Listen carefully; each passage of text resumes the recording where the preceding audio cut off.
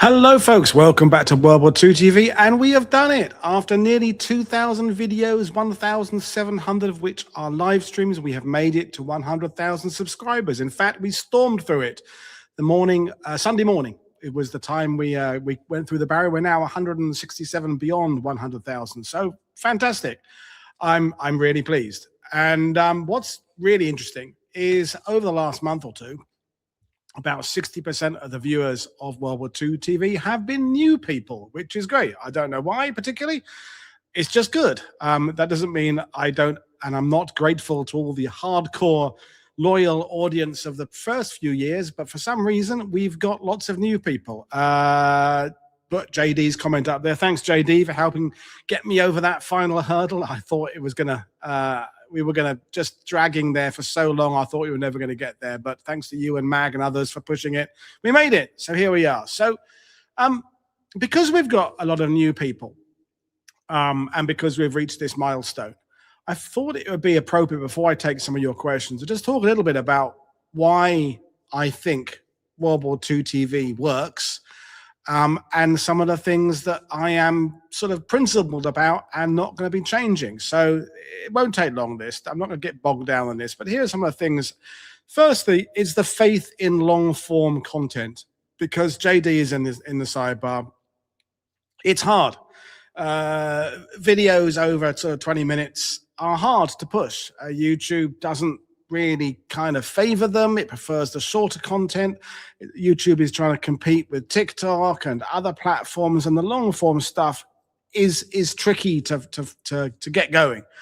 It doesn't help that we're doing it live. Live content is less favored by the algorithm than uploaded content. So I've been doing two things that have been going against what YouTube recommend, but I have faith in it. I have faith in the fact that the discussions we have need some time to get through. We can't discuss some of the big themes. We've got one on Unit 731 coming up with Jenny Chan in a few weeks' time.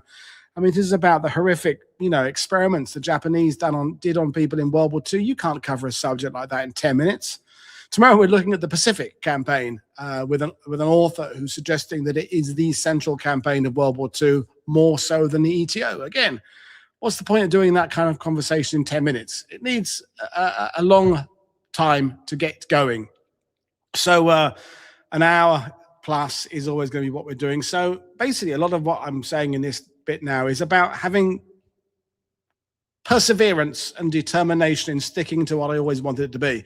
Second thing is a wide variety of guest historians. I think one of the issues with creating content on your own, and I've been realizing recently how many people who are doing great content up to a couple of years ago have just stopped. It's a lot of work. And if you're putting things out solely based on your own work, your own research, it's a lot of work. And also, I think what happens is it can end up being a bit narrow-minded, not narrow-minded, narrow in focus is a better way of putting it. By having guest historians, we're bringing in different views all the time. And I'm very proud, I've said this before, that I've had guests from over 42 different countries, which I'm really pleased at. By the way, I am drinking today.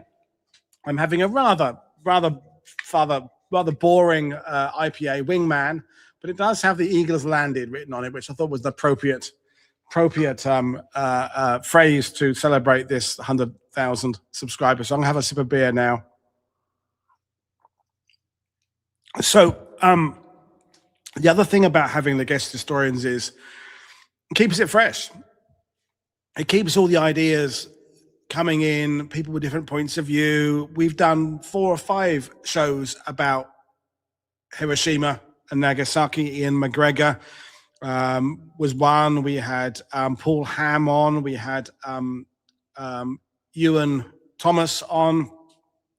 And all the various people that we've had talking about Hiroshima have got slightly different opinions on it. And we had, of course, more recently, we had James M. Scott talking about it. And by keep talking to different people, we keep the whole idea of discussion of the fact that nothing is absolutely set in stone when it comes to history. There's always new research. There's always new opinions. As you know, those of you who watch me a lot, and if you're new to me, I do not hold with the idea that revisionist is a bad word. Revisionist can be used in negative connotation, but revisionist should mean that we're coming at history from different angles, different perspectives, different points of view, from different locations, different countries, different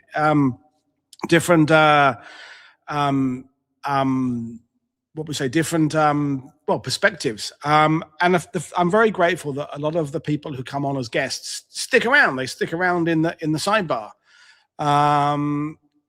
which is always gratifying. World War II Italian campaign is coming on fairly soon. Warren does fantastic work with the Facebook page, and he's coming on to talk about his work. Trevor just said something about his Tunisia thing. His World War II TV presentation on the Tunisian campaign took 2 months to create, worth every moment. I think that's it.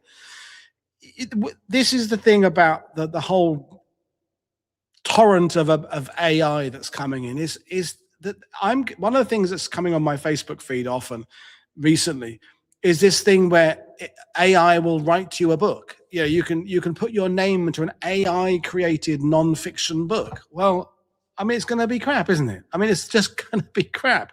History takes time. And I think one of the things, it's a good reminder there from Trevor, is that people see my guests come on, and every now and then I get someone saying, oh, you didn't cover this in that presentation, or you perhaps could have covered that. The thing is, every minute of the presentation that someone prepares is effort. And if they chose not to include a rabbit hole or another subject, it's because they felt that there probably wasn't time to do that subject justice. Of course, there's more things we could discuss.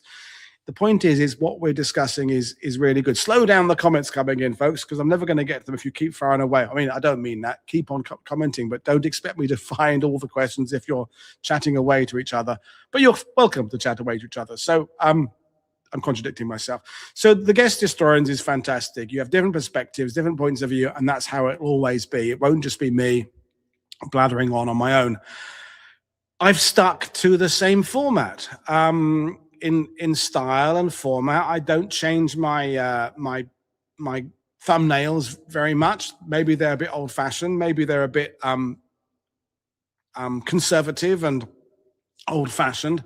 But the thing is, I feel that you're gradually developing. We're developing this idea of a brand and something to be trusted. Not just me, but the guests. That if World War II TV are covering this subject, they're going to be bringing on a person who knows about this subject. I can trust them to give a well-researched version of this aspect of history.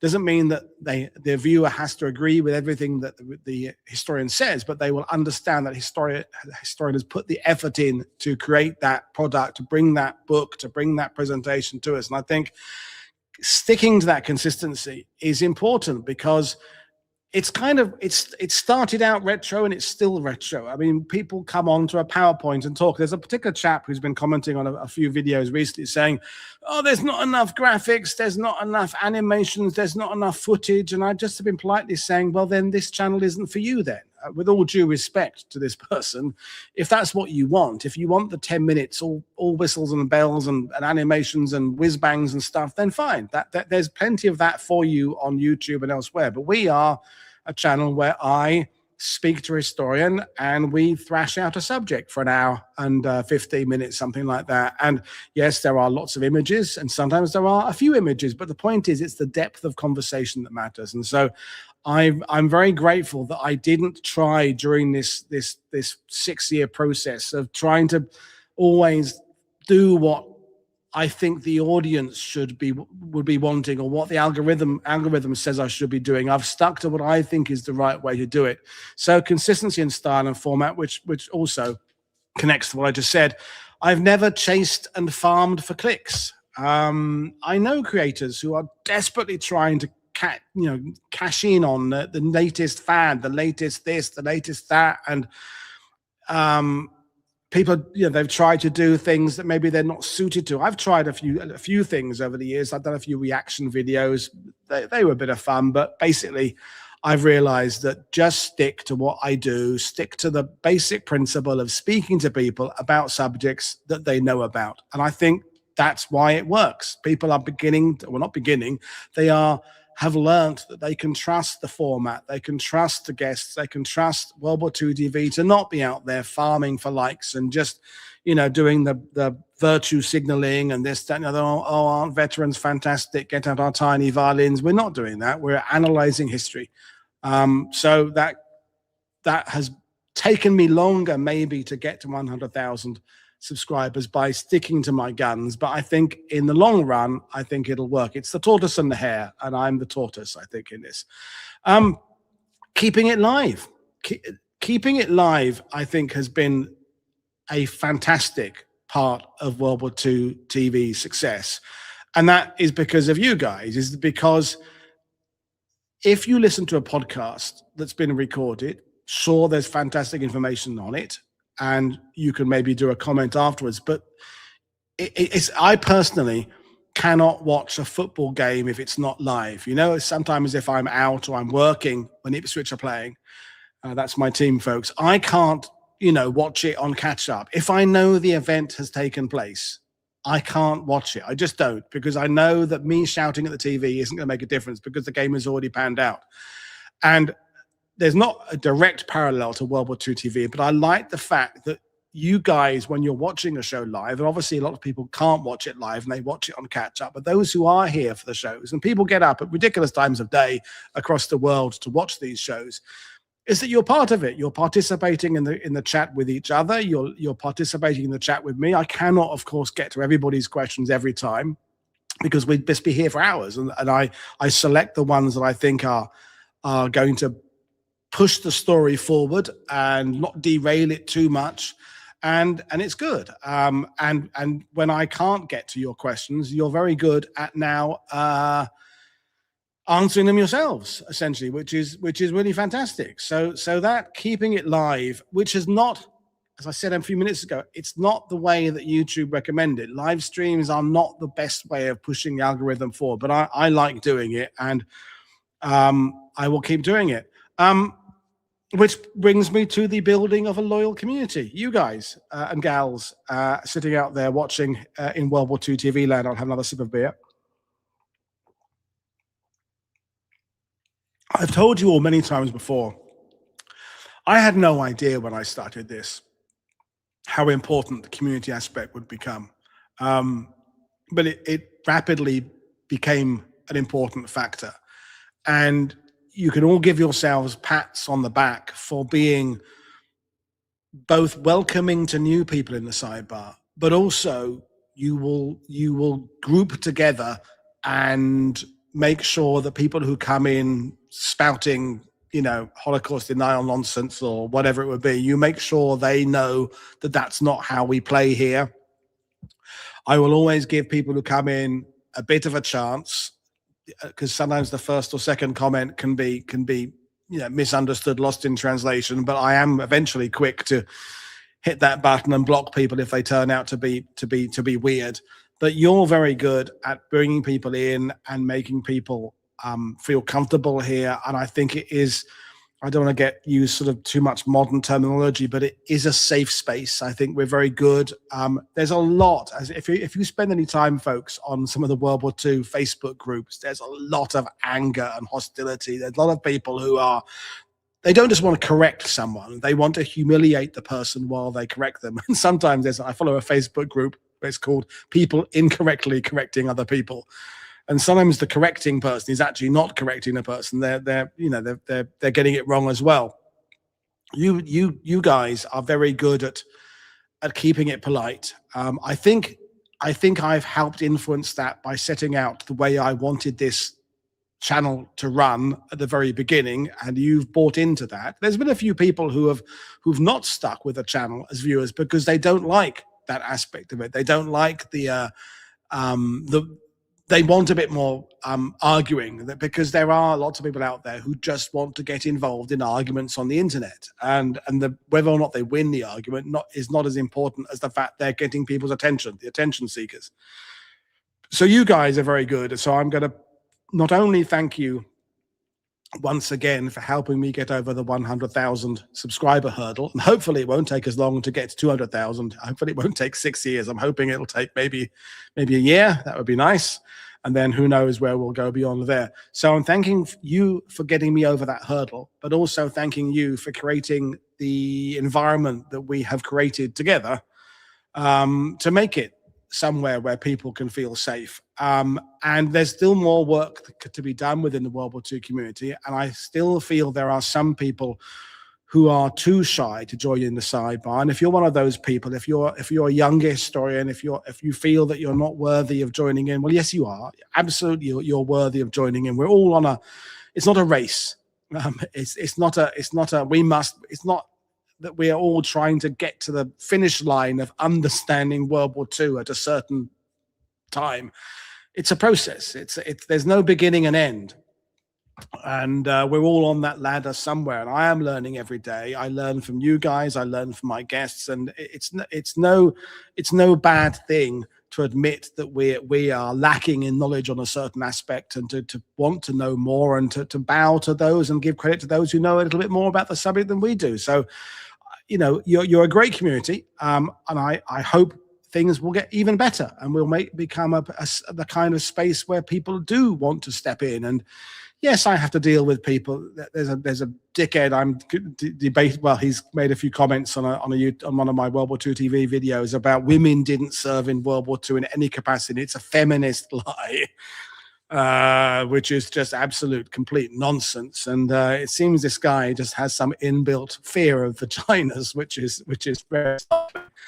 And people like that, I will debate them to a certain point, because I feel that there'll be other people maybe reading those comments, and I want to make sure they realize that I am absolutely in admiration of the women who served in World War II, et cetera, and believe in all the understanding of World War II from that diverse point of view. But I don't draw as many of those kind of dickheads as some channels do. And I think it's because of you guys. So there you are. Thank you very much for that. So that's the building of a loyal community. And Warren, and when he comes on talking about the Italian campaign, I think that's something that he will talk about with his Facebook group pages about the community. At the end of the day, sharing information about World War II is rewarding and important, and why we do it. But creating a community is fantastic. The podcasts and things that started during COVID, not just me, but there was History Hack back in the day, and we have ways of making you talk. People attribute their getting through COVID to those podcasts and to the community that was established, and we're carrying that on beyond COVID into a new era. And I know there's people out there's some in the sidebar right now who count fellow sidebar warriors as close friends, even if they haven't ever met them, because there is this feeling of community, and there's so much knowledge there. As Sean just said there's so many knowledgeable folk here, and you're not dicks about it. I said it a minute ago, that's what's so good. Is there was a couple of people, no names and no pack drill, who initially, when they came in the sidebar, were a little bit know-it-all, and they were a bit not short with the people, but I could feel they were kind of rolling their eyes when they were typing out comments going, "You should know this." And those people are very different now. They've grown like I have grown doing this. And everybody has come to realize, most people have come to realize, that no matter how much you know about a subject, there's another subject you don't know about. And, if you happen to know all about the different engine cowlings on B-17 flying fortresses, that's fine. But someone out there will know the B-24 engine cowlings and respect him or her, and they'll respect you. So there we go. I think it's the final one, maybe not. No, another one more. Persistence and dedication. I kind of hinted at that already. Just keep on doing what I keep on doing. It started by accident, this channel. But once I kind of got into the rhythm of it, I realized what I wanted it to be. I realized what gap there was on YouTube that I could help fill. And I won't be changing, and you won't be seeing me go for the other things some other people do. I won't be hiding videos behind paywalls. I won't be starting every video with a 3-minute ad thing where I try and sell you some fucking super biscuit that will help you get over the Himalayas. I'm not doing that kind of bullshit. I had a question a minute ago, and I'll get to your questions in a minute ago, from Stuart Burbridge, another guest, come sidebar warrior both. Does 100,000 take a bit of the financial pressure off maintaining the channel? I mean, yes. I mean, I haven't felt any pressure with this for a couple of years. It's got to a point where my earnings are comfortable with this. I don't have to worry about, paying the gas bill, so to speak. And over the last sort of 6 weeks or so, the YouTube earnings have been really good, which is fantastic, because I want to keep doing this, and I don't want to go back into guiding. There are plenty of people who are better than me at guiding now, but I don't think there's many people who can do what I do in the way I can do it, which doesn't, and it's not about me. It's about the fact that I've built this thing. This thing is bigger than me now. The fact that the agents and publishers contact me is good, and I'm very grateful to the fact I'm a stubborn old coot, and I've started as coot. What I said there, not another word, coot. And I've stuck to my guns, and I've believed in this product. I believed in you, and I believed in the guests, and it's yeah, sure. I'm not the biggest channel in the world. JD is 8 times bigger than me, and World War II Wayfinder and other people are fan. But I'm not in a race. I'm not competing with them. I'm in my own on my own path, and I'm happy with where I am. And the final thing is, I just love it. I just love it. Mag is Mag knows what's going to happen after a show. She'll be watching TV, or she'll be doing something, or feeding the cats, or on the phone. And I go in, and she pauses what she's doing, and she she enjoys it, but she listens to me say, "Oh, that was fantastic. I learned so much. That guest was amazing. Oh my God." And once I've had my little moment of elation, like a 7-year-old coming off the football field after scoring 2 goals, which is how I feel after most shows. She says, "Well done," and I go back and do my stuff, and I love it. And if I wasn't loving it, I wouldn't keep on doing it. And if I had tried to bend to the ways YouTube suggested I had gone, I might not still be here doing it. And that's, I think, one of the reasons why a couple of the channels that I used to like have slipped by the wayside, is because I think they were trying to win a battle with YouTube. They were trying to find the perfect thing that YouTube wanted, rather than sticking to what they wanted to do in the first place. And I'm stubborn, and I will keep doing what I want to do. And I feel, and I'm glad now that I can show this with the 100,000 subscribers. There are people who like this format, not millions, but there are 100,000, and that's good. And that's where we're starting. So let's do some questions. I will scroll back and do some things. Ian asked, Ian T, does that mean the algorithm will pay more attention to you? I mean, theoretically, yes. I mean, I've read some things about what happens when you get to 100,000, and I should theoretically get a bit more notice and a bit more attention, but not dramatically so. But I think it gives us sort of a credibility, and I think it looks better being at 100,000 plus than 99. And we seem to be stuck on 99,000 for what seemed like an eternity. So it should help out. And yeah, so that's good. I'll go to some more questions. Ian Carr is saying, what large parts would you select to create your best late World War II amalgam tank, assuming no space limitations? Well, that's a good question. You mean a tank that is actually practical? Interestingly, everything is about 3 factors, and this applies to tanks. It applies to infantry. So, and the 3 factors are armor, weapon, and mobility. So, in infantry terms, you have things like the Greek hoplites, who could run huge distances but didn't have heavy armor to slow them down, and perhaps use spears, or the Zulus back in the Zulu campaign, who don't particularly rely on armor, but they're highly mobile, and their weapons are pretty good. Then you had the Romans, who had heavy armor, short stabbing swords. They can't maybe do the same distances. They can't cover the same at the same speed, but they have the tortoise armored protections. And the same applies to tanks. You have to sacrifice one of the 3 factors to make the other 2 good. So to answer your question, you'd have to I'd have to tell you, or you have to tell me, am I creating an infantry tank? Am I creating a tank to engage other tanks? Am I creating a tank for offensive warfare or defensive warfare, et cetera, et cetera? I mean, I think, to be honest, the best World War II tanks are actually there, but they come in very, very late. I think the Comet was a really good British tank. The SU, whichever one, the Soviet tank, was pretty damn good. The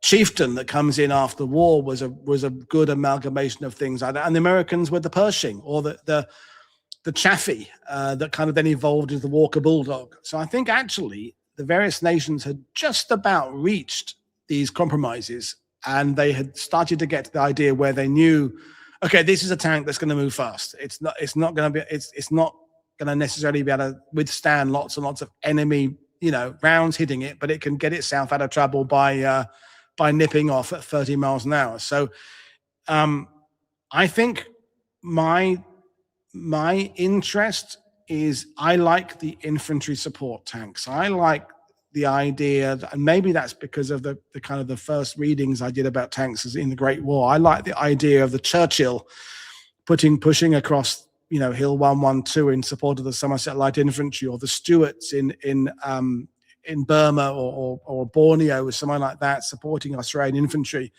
I kind of like that role for the tank on a personal level more than perhaps I like the kind of Kursk type tanks against tanks. So I probably would go for some sort of infantry tank. But I think the designs that came out by 1945 probably wouldn't need my modifications, because they had learned the lessons and got there, if that makes sense. Hedgehog's Dilemma, with fantastic screen name. Guest selection has truly been incredible, and it will keep on going. I mean, one of the great things is literally not a day goes past when I don't receive either an email from a publisher or an agent or the author or historian themselves, or a message on LinkedIn or a message on Facebook saying, I've done something about this. Can I come on and talk about it? And I've only said no like twice to subjects that were just so super niche. It just I didn't feel it was gonna sell. Or I just felt that their conclusion was so out there and outfield, I didn't want to give them a platform, if that makes sense. I'm not going to go down to too much about that. You're going to have to slow down on the comments, because I'm now seeing I've got 129 unread comments, so that's great. That's a good one, Gary. With all the poor history and crap images highlighted recently, what is your favorite verified image or photo? I mean, cool. I mean, I don't know off the top of my head. I love the one of my great uncle in the Royal Ulster Rifles standing in Caen in July, but that's for personal reasons. There's a photo of, I think it's 11th Armored Division. Yeah, I think it's 7th Armored Division going through Lisieux in Normandy, taken in August, with just this fuck off great big long line of Bren carriers and tanks that goes up this hill. If you've been to Lisieux, where the Basilica is, you can see this road. It's like a long hill that goes down and a long hill that goes up. And the photographer snapped. I don't know how many tanks and vehicles there are in this photo, but it like shitloads. And it's just a great photo. They're ones I think of. I like, although it's staged, I like that photo of the Soviet troops and the American troops meeting on the Elbe. I think that's quite a cool one. And I think probably a favorite type of photo is the ones that show men and women at, I mean, saying I like them is an odd expression, but when they're at the end of their tether, that one taken on, it's not Peleliu, but I did a show about it with Ryan Lowry a few years ago about the kind of the shell shock. I think he was a Marine, those kind of one. There's one of Polish soldiers on the Mace in Normandy after battle, and they all look like they've, been 6 weeks without sleep or something. Those photos that transport you back to what these people were experiencing. there's so many photos that I like, but they're ones that spring to mind. Let me scroll through some of your huge amount of questions and try and remember to put a Q at the front of them, so I can scroll through and find out which ones are actually questions and not just ones where you're chatting to each other, which is fine. And let me find some more questions. And who were your first guest historians on World War II TV? That's a very good question. Friends, basically. So it all started in lockdown, in COVID. I didn't have anything else to do, and so I did a 16-hour D-Day stream in 2020 because people couldn't come to normally because of the lockdown, so I had some people out there at sites. So the first kind of people I were talking to were people I'd known from being a historian in Normandy. So, I mean, John McManus was on that very first show, Joe Balkowski, Alex Kershaw, Andrew Roberts, I think James Holland was on that one. Who else was on that very first one? So it was people I knew through guiding and battlefield touring in Normandy. So very much Normandy centric. And then as it developed, I got to know the Pacific historians and the Eastern Front historians and so on and so forth. But it was really just mates, people I had been out with on the battlefields, had a few beers with here and there, who I said, look, you're not doing anything and I'm not doing anything. And they came on and we talked about the war. So that was the first group of people. Ian, will 100,000 help with gaining interest of authors? I mean, it will. But I think actually I was already getting there. I had an agent contact me last week about a rather high-profile American anchor, broadcaster, writer. I won't say his name, but he moderated one of the debate between Biden and Trump a few years ago. And his agent contacted me and said, would you like to have him come on and talk about his latest book? And I'm like, does the bears shit in the woods? Of course, yes. I didn't say that in the email. But these people are actually already contacting me. And I don't quite know how it's really happened because, but I think I do know how it's happened, is that agents aren't, I've come to realize, I am answering a question here, I'm going in a typical roundabout Woody way, is that agents, if they're looking to have their author, their historian on YouTube and doing interviews, they aren't necessarily looking for the number of views. They're looking for the shows and the channels they can get on that are actually reaching the book buying public and are people who are not going to take the piss out of them or subject them to some stupid, banal set of questions. One of my favorite stories, I think it was an Alex Kershaw story, or it was Damian Lewis. It was one of the two. It might have happened to both of them. Is that they were about to appear on a radio show, a national radio show. I think it was in the UK, might have been the US, doesn't matter. And to talk about their latest book. And the interviewer said, they've just gone live. And so with me in the studio is, I think it was Alex Kershaw. It's Alex Kershaw. And the presenter, interviewer, who's just the host of the show, looks at the notes and says, and I see your latest book is on World War XI, reading 1-1 as 11. And of course, Alex, I think it was Alex, kind of rolled his eyes and thought, well, Jesus, this is going to be a shit interview, isn't it? Because the person doesn't know their arse and their elbow. And I think what's happened, and it's to do with you guys, it's to do with the kind of guests I've had on, is that I'm not having problems now. Thank you very much to those who have been giving you the super thanks. That's been very, very gratefully received. One just came in, but I can't, from Barry Millgate. Thank you very much for that. For example, when I asked if Jonathan Dimbleby wanted to come on, his agent said yes. I mean, there's a couple of people I don't want on because I don't like their history, but I haven't had problems attracting people. They may not, some of my shows, they get 4,000 or 5,000 views only, which is nothing. Some get 30, 40, 50, 60,000 views. But the point is, I think agents have realized if ever you've been involved in advertising, folks, it's not about how many people see your advert or product. It's about how many people see your product who may or may not have an interest in buying the product. You know, you're not going to sell, I don't know, vacuum cleaners in the middle of the Sahara Desert. You can have a big billboard, but when dust is blowing through your place every minute, you're not going to sell a vacuum cleaner. It's a bizarre analogy, but I've had beer, so what the hell? So I think what people know when they contact World War II TV is that you guys buy books. You're discerning. You obviously, like me, you don't buy all the books of all the shows I do, but you buy enough to make it clear that you will buy the books of the subjects you're interested in. And I think that's why another super thanks came in. Thank you very much. I'm very, very, very appreciative of that. I'll scroll through some of your comments. They're coming in so fast, which is fantastic, but I can't keep up with them because I'm slow. And Darren Little has gifted some memberships to people. That's fantastic. Let me just hold on for sending many more messages for just a few seconds, and I'll find some more to answer.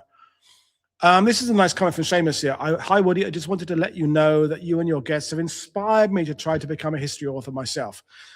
So thanks for the long hours of self-inflicted homework. And that is, thank you very much for that. It's a very, very important comment, because if there's another thing that World War II TV and We Have Ways and other channels and podcasts have done, is they've smashed down this barrier that is between ordinary people and getting history out there via books or podcasts. And I'm not going to start going on about the gatekeepers of history. I want to keep this one light, because it's a celebratory show. But there was a time when to write about history, you had to either be a name. So remember we had that kind of spate of celebrities writing about history.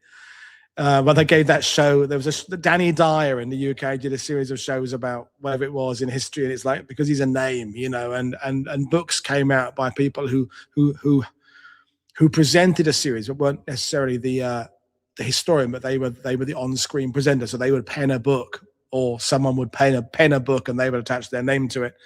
We're not in that era anymore. Anybody can share about World War II, and some none of you've asked me yet, or if you have, I haven't seen the question. Amongst my favorite shows to host are the ones where the son or the daughter or the granddaughter or great-granddaughter comes on and talks about their relative. The show with Percy Herbert's daughter, Katrina. Tony Vart was on last week talking about his dad. Jeremy Walsh was on last week talking about his dad.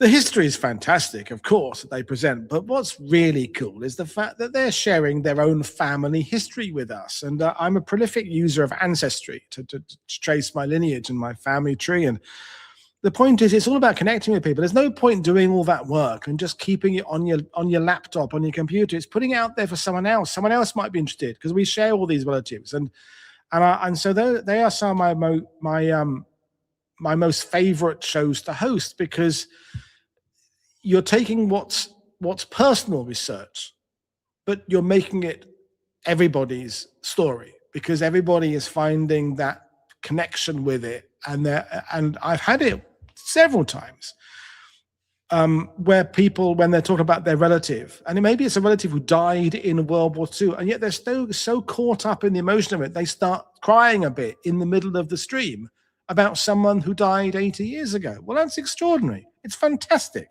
Not fantastic that someone's crying, but it is fantastic that someone's crying, because they're connected to it. It means something to them, and if it means something to them, then it means something to you, because and I did just mention biscuits randomly there, and that's the English British Duke first of the word biscuits, not the American biscuits and gravy. I can't be dealing with that. Biscuits are a sweet confectionery item, and crackers is a savory thing. But we're not getting into biscuits. The late great Colin Taylor will come back out of his urn and come back and tell me that I'm wrong about my my biscuit classification terminology. So let's find a couple more questions, and we'll go on from there. And then at some point, I'll have another beer. Gary Giamara, it's about time you came on and did a show, Gary, because I know you've got your extraordinary knowledge. So step up to the plate, Gary. Here's my challenge. My gauntlet is for you. I would like to see you contact me sometime in the next few weeks about your work, about the potential, perhaps the work on the potential of an invasion of Normandy ahead of 1944. I know you know your stuff, Gary. So there you are. But not if you don't want to. I'm not going to make anybody do anything. Did the British use time on target artillery during World War II? I mean, yes, by a slightly different name and with a slightly different methodology. But yes, as did the Soviets, I believe, but they would maybe call it something different. Sean says, it's impossible to know everything about World War II. I'm always learning every day. Terry, for example, is a very deep pool of knowledge and has enlightened me on a few hidden gems of information. And that's one sidebar member paying tribute to another sidebar warrior. And again, so many great people out there who know their subjects. Lorelei is saying, you've created an amazing and kind community. I really appreciated all of your tender care when I was ill a few years ago and when Papa Russ passed a few months ago. I felt the same way when as you know, sometimes I've had a bit of an annus horribilis myself, with losing both my parents within 12 months, and having this community here was fantastic to get me through some of the bad times. Rather than just reading out questions, I like reading out this praise. Why the hell not? It's 100,000 subscribers. Fuck it, I deserved it, right? You provide some of the best modern World War II content out there. Much appreciation for how you do it. Thank you very much. So let me find an actual question. That would be nice. Everyone's just saying nice things, which is fantastic. Adrian, this channel helped me find probably the best book about Romania and World War II, so nothing but respect. Thank you. I will find a question. Question. Scrolling. Did you get one of those metal gongs? How will you include it in the background like so many presenters do? I haven't got it yet. I reached 100,000 subscribers Sunday morning, and YouTube says there's like a 10-day period where they verify that everything's all above board and proper, and then I guess I submit my address and they send it to me. There's no way of me I mean, I can have it on the desk and hold it up each time, but I don't know. But at some point in the next 6 to 9 months, I'll be moving house, and the hope is that I will be able to have some kind of slightly more dedicated space for this, because I have to have the green screen because it's just an absolutely chaotic mess, and there's a door behind me it's just a mess. A dedicated space where I can actually set it up, where there's actually like not a staged environment, but there will be bookshelves behind me that are arranged for the camera, and I can maybe have the award there. It's the first thing I've ever achieved. I got my swimming certificate for swimming around Mersey Island in Essex, or halfway around Mersey Island when I was about 14. I had my Duke of Edinburgh's Bronze Award when I was about 16, but that's it. I've never had any recognition for being anything other than just who I am. I will find another question or two and keep on going. Jamie's adding his bit here. Another sidebar warrior turned presentation. Off the back of telling my grandfather's story on the channel, the daughter of a veteran who was with my grandfather from the Soviet Union, USSR to UK, has found his memoir and is currently working on it. That's fantastic. I love hearing those stories. It's all about the networking. And in addition to the show is when I'm having a family member. Another thing that absolutely just makes my eyes light up is when someone in the sidebar says, oh, my dad was on that ship. My granddad was in the same unit as the unit that's being talked about. That's fantastic. Really, really good to see those kind of things. Let me carry on and find some questions. I'll have a bit of beer while I'm drinking, and then Mag's going to bring me another one.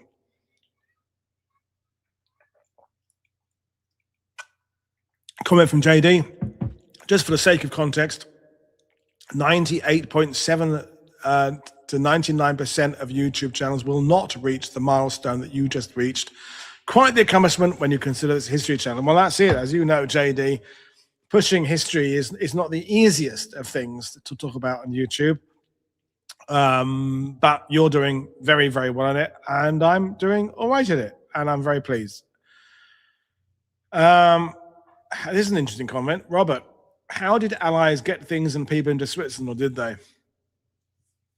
One of the series I've been threatening to do and will do eventually when I get round to it will be about the various neutral countries in World War II, with the theme being that there are all sorts of levels of neutrality.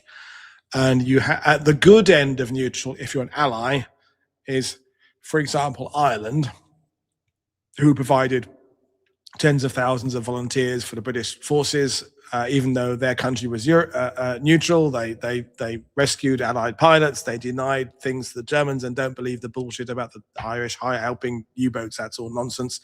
The Irish weather station and the post office worker who alerted the Allies about the weather front changing that you talk about in Pressure Island are doing great stuff. Sweden were pretty damn good helping pilots get back and people who escaped across the border. Then you have the other end of neutrality, where it's less about being neutral and more about favoring the Third Reich, which kind of brings us to Switzerland.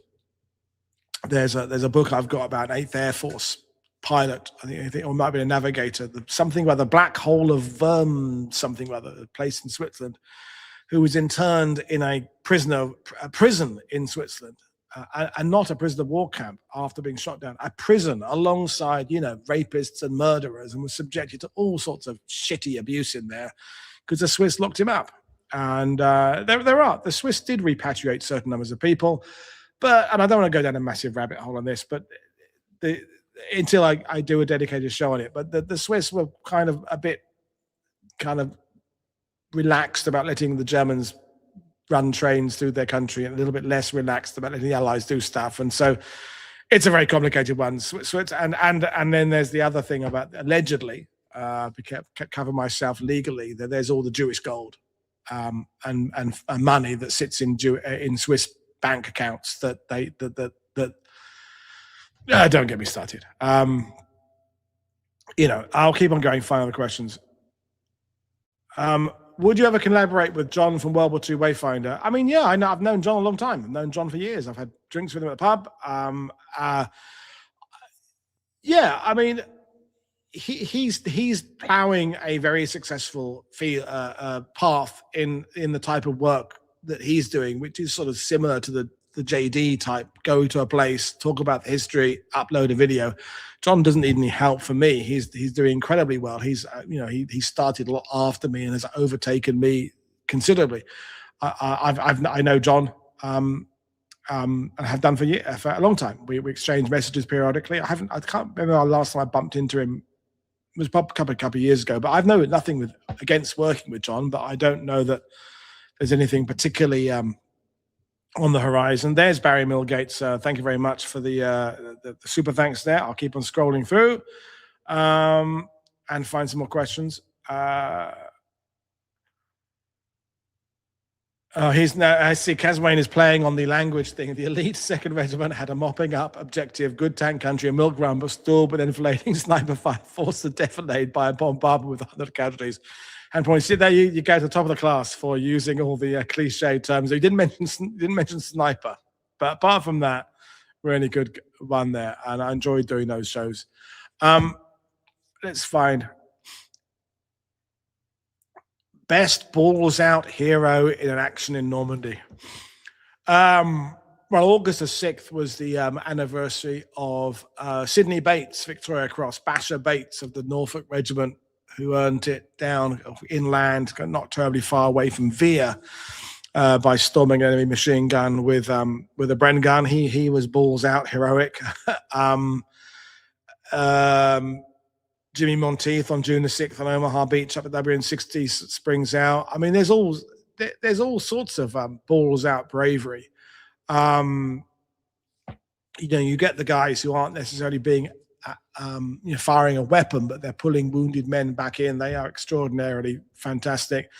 There's all sorts of amazing actions. Walt Ehlers, he was 1st Division. He received his Goville was the village about 6 days after D-Day. I think Eric Dorr and JD might have done something about Walt Ehlers, because I think Eric has his citation or something and did a show. I've never been able to locate the exact location where he earned his Medal of Honor. It was a field and a hedgerow somewhere near Goville, a few miles inland from Omaha Beach. He was balls of steel. Paul Spencer, what was your most upsetting piece of research? Not so much research, but I find reading about the Holocaust very difficult. And yet very important. I kind of feel it's something I need to do every now and then is read a horrific Holocaust book to sort of, like cleanse my palate, in between reading about, I'm reading this, Ortiz's War. Katie, the author, is coming on in a couple of weeks' time to talk about this. He was an OSS operative, but a French mother, French father, American mother, French Foreign Legion in the 1930s, OSS. I'm reading that at the moment. I'm also reading Hotel Exile, about a hotel in Paris throughout World War II. Move it the right way for the camera. And then I've got this one in the post. Steve is going to be on talking about the Operations Hardy and Wallace later this month. So those kind of books are the kind of ones I enjoy reading, because you're reading about heroism and bravery, and okay, people die, of course, but there's that positivity at the end of it. You get, they did this, and Holocaust stuff, well, even when you get a Holocaust survivor who survives, invariably they've lost all their family. There are very few Holocaust survival stories where the person makes it out and their friends and their family make out. You always end up getting that, I got out, but my parents died. My sisters and brothers died. All the people in my street died. So I think that's always the most difficult thing, is reading about. I mean, the show I'm doing with Jenny Chan about Unit 731, the Japanese atrocities, will be really hard to host, really hard to read about before. It will get crappy views on the channel because people don't want to watch something about horrific stuff when they're eating their fish and chips on a Tuesday night in Wigan. They want more of a, or they want more of an uplifting story. So, but I think it's important. Warren asks, do you read about a specific sunken hedgerow, then walk it and feel exactly what happened? Yes. There, not just a hedgerow. There's that moment where you, if you're lucky, it doesn't happen every time, where some kind of convergence happens. Highlander, there can be only one. Where you're standing somewhere and you're reading an account and you realize, I mean, I'll give you an example. I was there with Stuart Bertie, who's one of the photographers for We Have Ways and what have you, back in June. Did a bit of filming with him, and we were at a place in Row, ROTS, where the Royal Marine Commandos fought. And there's a particular gap in a wall where Private Jimmy Whittaker of 46th Royal Marine Commando got killed. And it's all from a book, Through Waist High Corn. I think it's by Keith Taylor. And when you're there the first time reading the account, and you're seeing his name on the monument, and you're seeing where he got killed, and you're seeing where the fire came from, and it all connects. And you, if you're lucky, you have this moment. I'm not saying it's like being transported back in time, but you have this moment of clarity, moment of just getting it, and it's the same feel. It's a different version of the same feeling of reading a Holocaust book as a sort of form of penance, as a duty.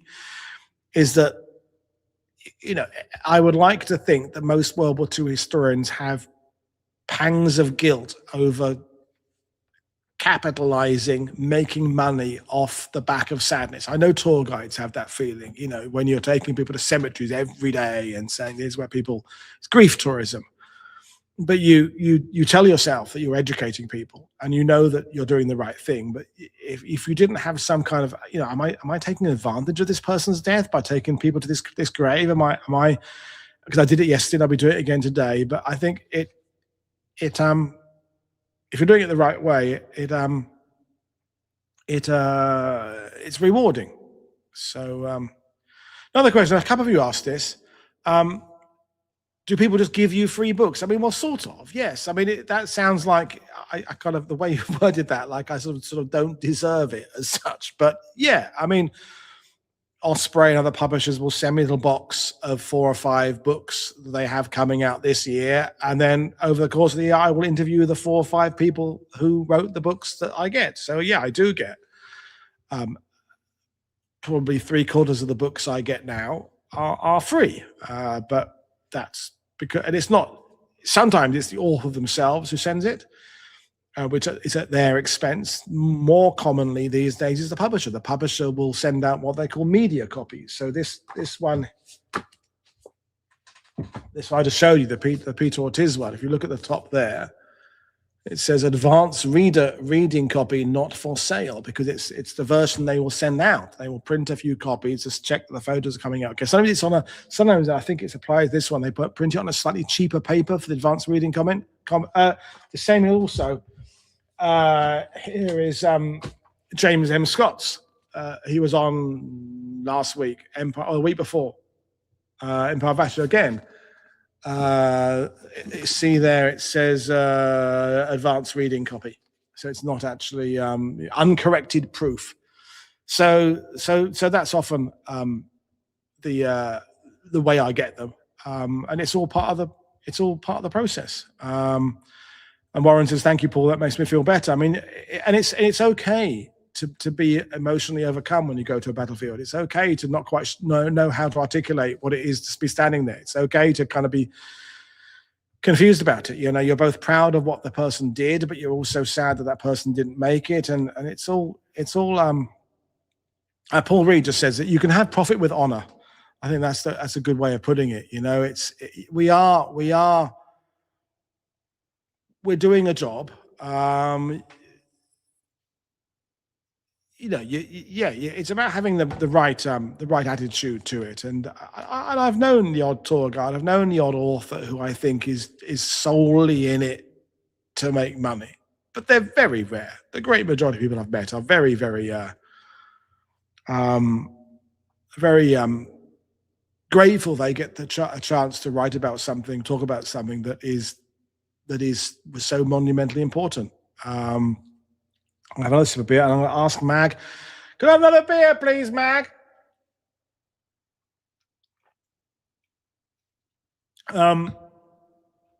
I've had this question numerous times before. Which unit do you think deserves a British Band of Brothers treatment in the TV series? I mean, there's so many candidates. 9th Battalion, Downright Infantry, Sherwood Rangers Yeomanry, the 2nd Battalion Royal Ulster Rifles, some of the kind of the bog standard British Army infantry units out in Italy. You know, I don't know which one particularly. Some more stuff about the Aussies in World War II would be good. I mean, so many.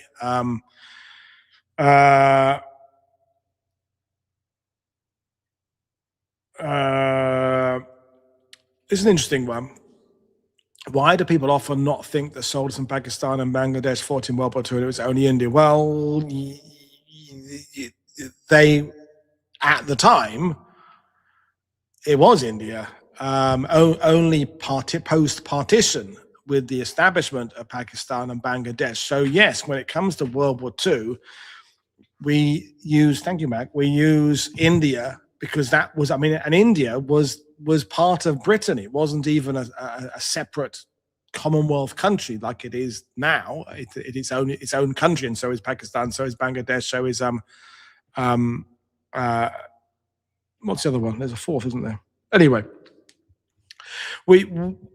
if you're writing about World War II and you're talking about the volunteers that came from that part of the world, it is geographically and historically correct to say that they all came from India, because that was what that region was called then.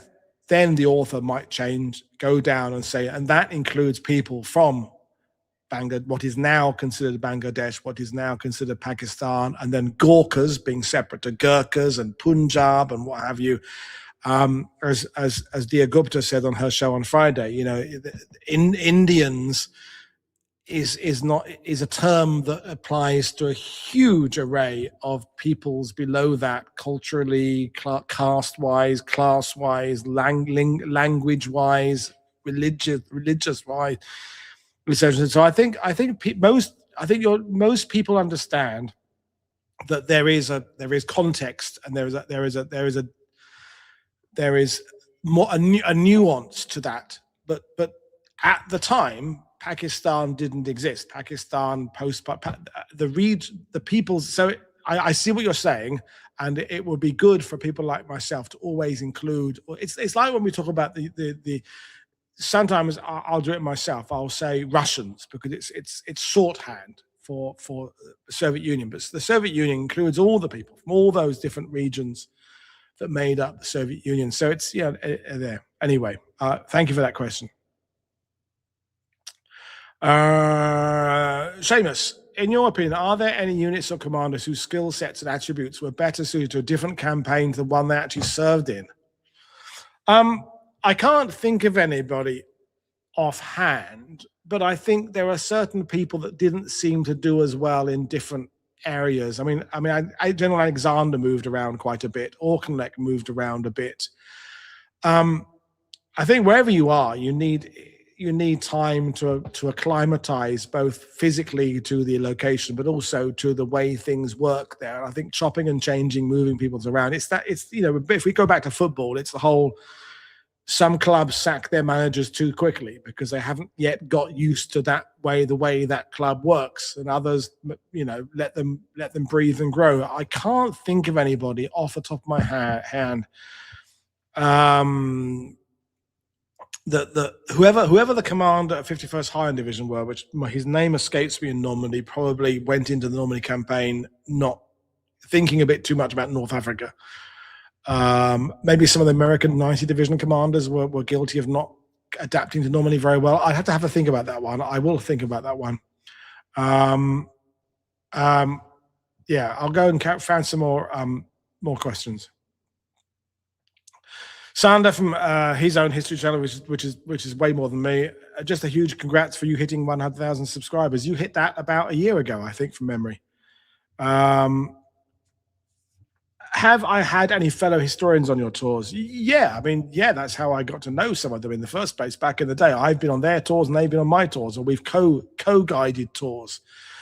When I guide these days, it's more not so much. Well, I do the World War II TV tour once a year or twice a year. Once a year this year for people who watch the channel, but most of the tours I do these days aren't really outside of that. Aren't really tours. They're me acting in the role of helping an author out who's doing some kind of book on Normandy. So they're at the research stage and they want to get an idea of the ground or the campaign. We just go out, and I don't guide them as such. We just have conversations about that. They will be ahead, they will be in their process. And so Paul, tell me about what were the difficulties the Canadians were having in the ground here. And I go, well, let's go and see it. And we'll go to the ground and we'll talk about the terrain and we'll talk about the difficulties. So that's the kind of work I do now is more helping people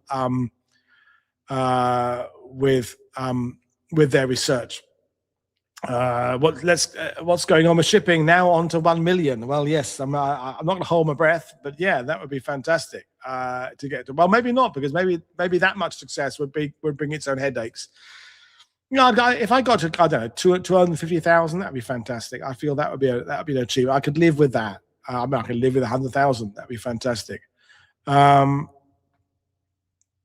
have another sip of beer, find some more questions, and open the second one.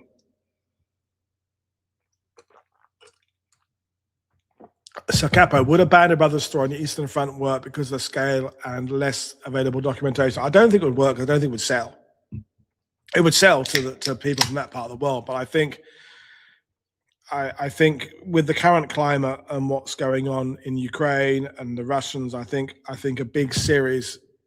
The Russians make their own movies and series and are prolific at making World War II stuff, but I don't know that Masters of the Air, which was made by the West about the 8th Air Force, that has to be the most famous bombing unit in World War II. Then, that didn't do extraordinarily well. So I think there's no chance of a English-speaking production about the Eastern Front even being pitched as an idea. It would cost millions, I just don't see it happening. I don't know. I don't think it'll happen. I genuinely don't think it'll happen. But who knows? Maybe it will. Let me keep going down.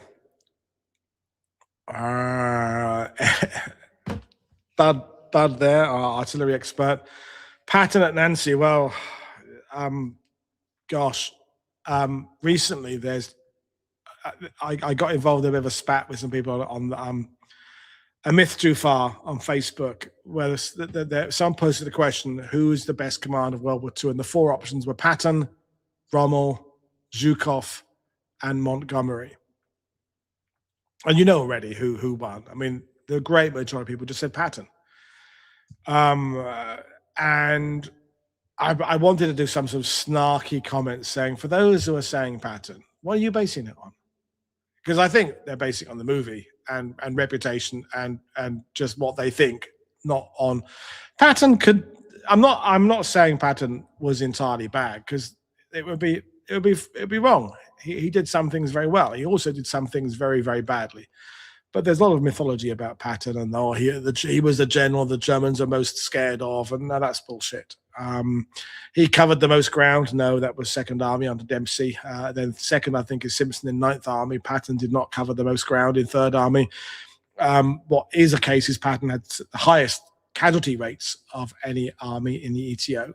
And yet you could argue that he's facing not the best Germans. I'm not saying, and Nancy was there, and Metz and the Rhine, and that's why we have Kevin Hemel on coming and talking about it, because Kevin has written 3 books, a trilogy about Patton, but he's not, it's not a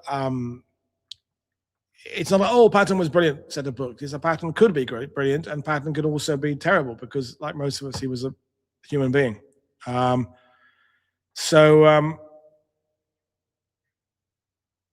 It's a question about the plutonium bombs. I don't know enough about that to answer. If the Trinity test had failed, what was Plan B? I don't know. I mean, obviously they had the 2 types they were developing. I guess if the first hadn't worked, they'd relied on the second, or they'd have gone back to the drawing board and waited. We'll also see. Let me find another question or 2, and then I will. I'm on Brooklyn Brewery, Stonewall Inn IPA now. I'm running out of British beers. Hint, hint, if anyone's coming over there normally want to shove a few beers in their car, let me know and I'll meet up with you, and I may even be nice to you and say good things about you if you bring me over beer. I'm running out of beer. I agree. I think an Italian series could be really good. I mean, if for example HBO or Apple or the BBC, whatever, decide to do a 10-part show about Italy, if they didn't want to follow one unit all the way through, you could just have 10 1-hour-long episodes. You could do Gurkhas, you could do New Zealand tankers, you could do the Poles, one on the Rangers at Salerno, one on the Canadians pushing up there. I mean, 10 wouldn't be enough. You'd need one about air power. You'd need one about getting those Foggia airfields. But I mean, that would be extraordinary. But it won't. I feel we're in an era where we're not going to see many big multi-million war productions in the immediate future. I think we'll see lots of indie things coming out and low budget stuff. I feel that the way the movie industry is going with streaming and everything else, I think we've got our Band of Brothers, we've got Pacific, we've got Masters of the Air, we've got Colditz back in the 70s, and I think a lot of us we'll have a long wait before something comes up that is of equal brilliance to some of those. I just don't. I think it's too risky. I don't think they're doing it. We shall see. I shall find some more questions. What do I think of Dan Hill's graphics approach to World War II? Dan Hill's a mate. I've had a few evenings at the pub with Dan. Known Dan a few years. I think what he's doing with Battle Guide is commendable and fantastic, and he's operating in a slightly different, riskier world than I am, because he's investing in editing and scripts and graphics and footage and stuff that I'm not doing. So his product is, where I'm the kind of the bargain basement guest comes on with PowerPoint end of things. He's at the animated full on stuff there. So a lot more money goes in there. What he's doing is very different. It's and very commendable. And I watch Dan Hill a lot myself. I watch most of the things he does. It's a bit like comparing, punk with prog rock. I'm punk, he's prog rock, or he's more sophisticated, ultra produced product. I'm kind of three guys with guitars and drums standing around a mic. It's different things. So that's. Yeah, I think he's good what he does, and I haven't seen him for. I'm not seeing this year. Have I had a guest on to talk about Auchinleck? No, I haven't, and he's on my list. The last, to the best of my knowledge, the last biography of Auchinleck was written in the 1960s or 70s. I don't see anybody doing anything new about it. So I haven't found anybody who can talk about him. Have I seen a documentary about the analysis of Hitler's DNA from the blood left on the fabric of the couch? I've seen the bits that JD and Eric did, because Eric is the guy who owns the bit of cloth from the couch. And I've talked to JD and Eric about that. And yeah, I mean, the result seemed pretty clear cut. It's Hitler's blood. He almost, well, not almost certainly, he died in the bunker. And it's not going to put to bed the bonkers idea that he got to Argentina on a scooter and set up a disco club and no, I'm exaggerating, but that's not going to go away. We're stuck with the people who are believing that Hitler got to Argentina. Yes, some Nazis got to Argentina and South America more broadly, and yes, some of them are quite high profile, but Hitler absolutely died in Berlin in April 1945. Anyone who believes he didn't is gullible and wrong. So there we go. Top 5 places to visit in the Anglo-Canadian sector. Hill 112, Montpinçon, Dickey's Bridge near Saint-Martin-de-Bézas for Operation Bluecoat. That's 3. Canadians, so Point 67, so Verrières Ridge and around there for the Canadians. That's 4. A 5th, the Charnwood area, so Combon Plain, that kind of Goodwood, Epsom, Burgerboos Ridge. There's lots of them, but that was 5. That was 5.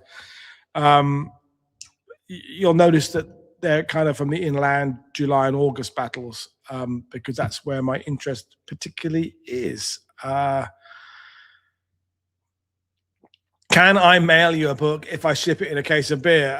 Sure. Yeah, no, that changes the things entirely. But I would advise against not sending me beer yourself, because it'll be expensive.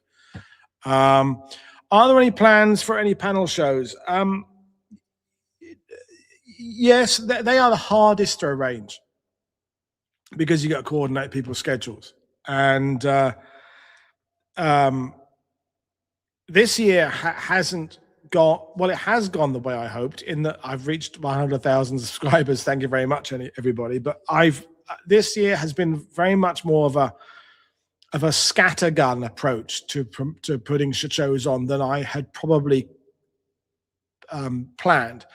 I knew going into 2026 that we wouldn't be covering any 80th anniversary stuff, because it's 1946, and I will pick up 85th anniversary stuff when we get to what will that be? That'll be the 85th. The 85th anniversary of 1939 will be 2000 and my brain has just failed. Anyway, I will pick up some, or maybe some 90th anniversary stuff, whatever it'll be. But so I knew this year was going to be more. Well, I hoped for this year to be more sort of thematic. So I'd be like doing an infantry week or an Air Force week. What has happened is that my dad died in May. I had some other issues and things to deal with. I've got other things I've got to sort out this, and kind of it just got a bit difficult to sort of set up theme weeks. So I've just been dealing with things in a more, here's an author pitching an idea. Yeah, sure, I'll do it. So, I mean, I had 2 RAF shows last week, but all the shows this week are on separate subjects. But actually, I think it's worked. But the panel discussions, yeah, absolutely, there will be some again. Absolutely. But I don't know exactly what they will be on. I have said this more times than I can remember, but the question I get the most frequently is, but you must, I'm not forgetting the French and Italy, and then on all the other countries I didn't mention, there's lots of countries I didn't mention in fought in Italy, but yeah, the French, there's interestingly on the French, there's a fantastic website about the French in the battle for Italy, and I've contacted them via their website numerous times, and they put the website in English. They may be using Google Translate. They haven't even replied to me. I've sent them loads of messages saying, can we do something together? No response. Any new books on the Allied prisoners of war in Japanese hands? Well, I mean, we did the show with Percy Herbert's daughter recently, and he was in Shangi. So he wrote his memoir back in the 70s, but it only been republished or published recently. So that was the more recent one. Of course, there are books coming on everything. But yeah, I didn't finish my question. My statement. The most common question I get is, but you must be running out of ideas. And I absolutely not. I mean, it's ridiculous. I have a Word document on my desktop. I have a set of bookmarks in Chrome, and I have email folders full of potential guests. And what happens, and then I'm contacting people, and people are contacting me on Messenger and LinkedIn and Instagram and Facebook and 2 different email accounts. And sometimes I lose track of things. And, you know, there are so many things coming up. I've got content just in my head to keep me going for months and probably years. So there will be panel discussions. I don't know exactly when they will be. Why doesn't The Great Swan get celebrated, which covered a greater distance than 1940 Blitzkrieg? This came up in a previous Ask Me Anything. And I suppose that, if I'm being honest, I don't really know. I think it doesn't somehow capture the imagination of the public in the same way. I don't know why. It's interesting that none of the big name authors have attempted to do something on it in recent years. Whether they've had the idea or not, whether someone's pitched it to them and they've gone, well, you know, I don't know. I think to some extent, Dominic, people love it's why do certain movies work and certain movies don't work? I think you need that middle act of peril. Or if you've got a trilogy, you know, you got Star Wars, Empire Strikes Back, Return of the Jedi. The Great Swan kind of goes a bit too well, which is not a selling point in a weird way. People don't want to read about an operation or campaign that just kind of starts off pretty well, does what it's supposed to do, and comes out doing what it was intending. They want that bit where it looks like it's not going to work, and then somehow, you know, it comes out, and you know, there's the moment you're watching Die Hard when he's running across the broken, Bruce Willis is running across the broken glass, and you think that the terrorists have all the building controlled now. How's he going to do this? He's screwed. And then you get the bit where he eliminates one baddie and ho, ho, ho, now I've got a machine gun, all that kind of stuff. And you realize that he's going to do it. And I think the Great Swan doesn't have that bit in the middle where it looks like it's, the Ardennes offensive has that bit where you get your three acts. You get your the Germans are pushing through. It's all going very well. Wir on the way to Antwerp, that kind of thing. And then you have the middle bit where you have all the bravery of the last, and it's all in the balance. And you have they're holding on this ridge here, they're holding this bridge there, and it looks like it could go either way. And the Allies kind of pull these successes out. And then you have the third act, which is the Germans being defeated, and you end up with Germans limping back to the start line. That's how they're the kind of books, stroke movies that work, that have that peril. And the Great Swan doesn't have that. Monte Cassino has that in spades. Monte Cassino is, we can't take it. No, well, it starts, most Monte Cassino books will start with, they'll start with the invasions on the coast and pushing into Italy and the success of Operation Husky, and it all goes a bit shit. I know we don't quite know what to do, and Mark Clark, blah, blah, blah. And then we can't take it. And then we take it. And then it's everybody's victory. And it has that thing. And I think the Great Swan just doesn't have that thing.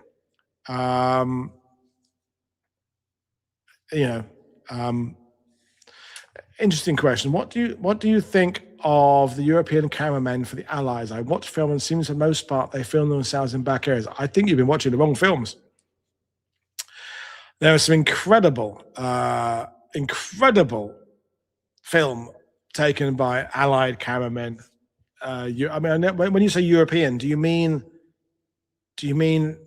European in the cameramen being French or Italian or Dutch or Belgian? Or do you mean in the ETO? There's some great combat footage where there's, think of the footage taken by the AFPU in Saint-Lambert-sur-Dive in the beginning of the Falaise Gap, when you're seeing panthers coming out of hedgerows in the distance.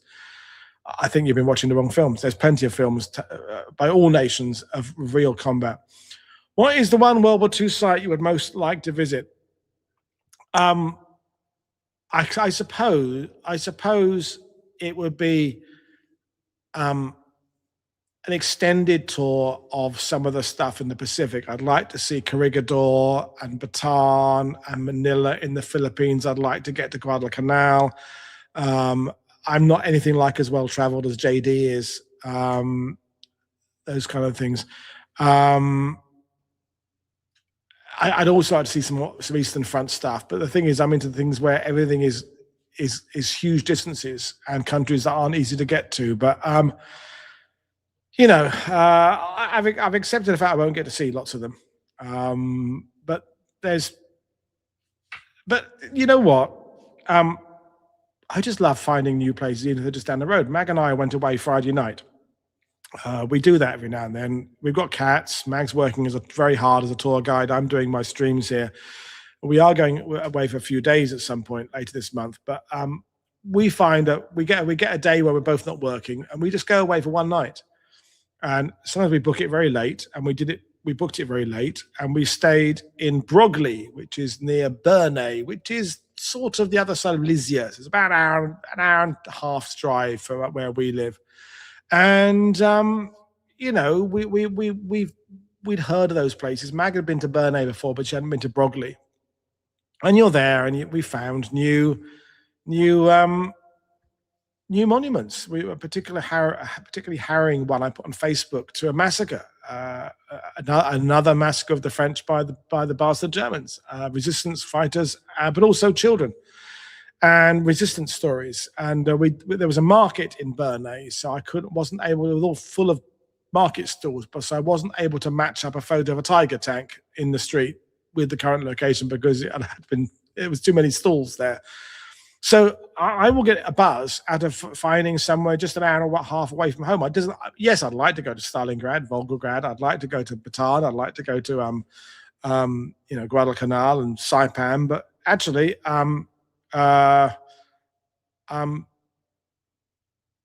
there's stuff on my doorstep, I find. Will you ever do something on the 30th Infantry Division? Well, you see, you don't know my back catalogue well enough, do you? Because there is stuff about the 30th Division. Look up Mortain. Look up, there's a couple of things. We did one about the 30th Division in the Netherlands.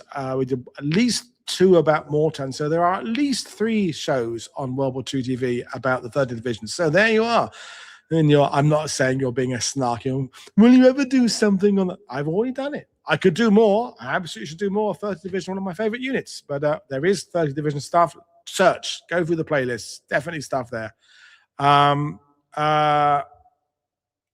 Tim is on later this week. Thursday, I think you are, Tim, aren't you? Now, Tim, no offense to Tim, the story Tim's presenting is the sort of one that's not going to make it into a mainstream BBC, CNN, World War II documentary. And that's exactly why Tim is on to cover it. We're talking about ordnance works. And he'll be talking about what happened to the community, what happened to the workers there. It's a fascinating story, but it's exactly the kind of stuff that wouldn't get into mainstream. It's not Dieppe, it's not Colditz, it's not Midway. I'm looking forward to speaking to you, Tim. Go through a couple more stories, questions. I have another beer while I'm scrolling. There's a conversation about Tick in the sidebar. I've never had any collaboration with Tick, but he is someone who has just disappeared off YouTube a year and a half ago. I think he had some issues and nothing there. And I think it's sad. No, not that I agree with everything Tick said, but it's very sad. And I think it goes back to what I was saying right at the beginning about this, is that being a solo content creator is quite stressful. I'm not going to compare it to being a paramedic or fighting in a war zone or being a nurse or a doctor in an emergency unit, but in its own way, it's very stressful. And I think that's why by using historians, I've always got someone else to lean on and push me forward and motivate me and keep me going about things. And yeah. Were there any land operations in the Antarctic, and have you covered them? I don't think so. I'm prepared to be corrected on that. Obviously, there is interest by all countries in that part of the world, because you get that. I mean, it's not the Antarctic per se, but you get the bit where the Soviet Union, Russia connects with America. So there's all sorts of interest in there, but I don't think there was anything going on there. What is the benchmark for pints consumed? I mean, I think I've had 4 and I'm not asking anything. I'm not going to have another one after this. I'm not going to do any more than about 20 minutes or so. Well, I said that. I'm definitely not going to go beyond 2 hours, because I will need to go for a wee, because in the 6 years since I started, got a bit older. The old bladder has taken a bit of a pounding over the years. I can't keep on going. Could you, for the new people here, explain why the likes of Felton and Tick should be avoided? I would never say avoid any channel, because I think that's dismissive. I personally don't like some of the work that, well, no, I mean, Tick did a fantastic series about Stalingrad that I watched. I just don't. Is someone who is of the opinion that the Nazis were socialists, which is absolute complete bollocks. And I think I don't know why people want to push that. I don't know what the agenda is behind it, and I have a problem with that. Felton, again, there's some good stuff he does, but I think I don't want to speak negative about some, because everybody's fine. Everyone's plowing their own path and are choosing their own ways of doing things. I don't. For me, his stuff is too clickbaity. It's too sensationalist. It's all the forgotten last history of the so and so of this, and it's not for me. But that's not to say that people should discount it. I think it's a good question. I think learning critical thinking is a process. And you can't rush it. And being able to discern good books from bad books is not easy. And I don't think it falls into there are good books and bad books. There's a big spectrum. There are really good books. There are quite good books. There are books that have some of the useful things in it, but some of it is bad. There are some books where the historical information is good, but maybe the author is pushing their own opinions too much about a certain commander or certain reasons. But I don't want to say that people shouldn't watch other channels. I think if you watch enough of any of the channels, if you're a half decent person, will decide what it is you like about the channels and what it is you don't like. We're not idiots. Assuming, I think people will understand what people do and don't do. I'm with you, pal. I don't like some of Tick's problems, but I hope he's okay. I don't want anyone out there who's a content creator to be suffering. What is my favorite division from each nation serving in Normandy? British. I have a bit of a soft spot for the 43rd Wessex division, also 15th Scottish. I like some of the. I like 11th Armored. That's too many, isn't it? Americans. The 30th Division, which came up in a conversation. I think a little bit unsung. Do a lot of good work. 2nd Division, I think. Canadians. I mean, less to choose from. I think the attention should probably go to the 2nd Division because the 3rd get D-Day, so they get the attention. But also 4th Armored Brigade later on, I think, should get more attention. Absolutely, the Polish Armour Division should get way more attention. I'll find some more questions.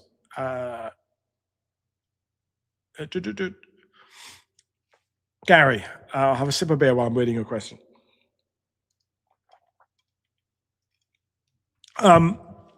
If Overlord had failed and Rommel succeeded in driving us back into the sea, would that have cost Ike his job? Yes, but it's never on the cards. I am firmly of the opinion, and you can quote me on this, my good World War II TV listeners and viewers. And this is just an opinion. This is all, I can't prove any of this. The Germans would never have managed to get Operation Sea Lion to work. The Royal Navy would have come down and blown them all up in the water. So even if the Germans win the Battle of Britain, the Germans just would not have succeeded in getting a force to the UK. It just wouldn't have happened. And I just do not believe that Overlord was going to fail. I will quantify that by saying, providing they have tactical surprise on the morning of June the 6th.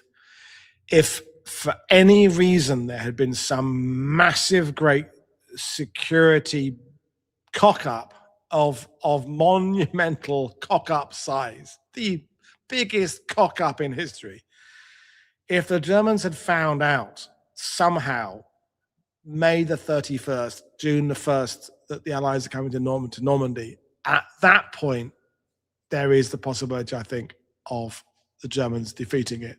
But at the moment it gets to June the 6th, the Allies have loaded the dice. They've stacked the decks. Too many things would had to have gone wrong that would be beyond the chances of probability for D-Day to fail.